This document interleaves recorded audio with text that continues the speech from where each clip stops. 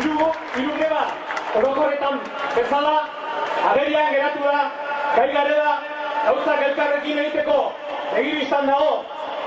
Hori da gure indarra, erreferentzi soziala eta sindikalak bizirik dira Euskal Herrian.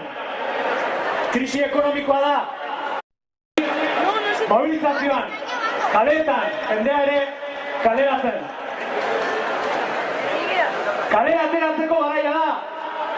Oraingo honetan, erreforma bultzatu porque nos coloca más cerca de la gente que pelea, que lo hacen todo el mundo y en Europa, más cerca de la gente, de los trabajadores que están llevando adelante también huelgas generales. Portugal, Grecia, Italia y también, cómo no hoy, que somos muy conscientes de lo que hay en juego. Por eso nos hemos echado hoy a la calle. Desde el primer momento, convencidos, sin dudarlo, no como otros, que han tenido que ir a la huelga de mala gana y a última hora. Porque como otros sindicatos nosotros no buscamos. Nuestro objetivo no es que el gobierno de Rajoy nos llame para sentarnos a una mesa para negociar algo que es innegociable. Ese no es nuestro objetivo es tumbarla. Y en eso estamos.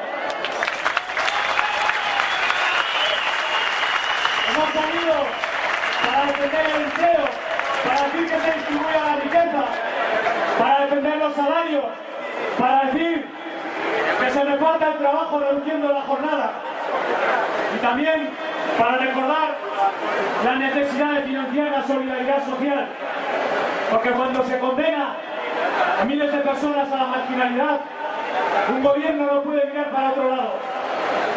Hay que cambiar la fiscalidad, lo venimos diciendo, hay que recaudar más y de manera más justa.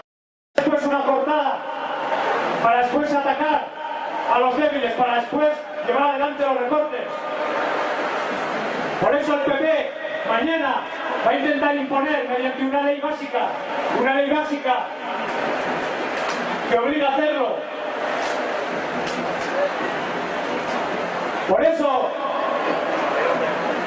la crisis se está aprovechando también para imponer en las administraciones vascas, porque esa injusticia es la que provoca que nos movamos.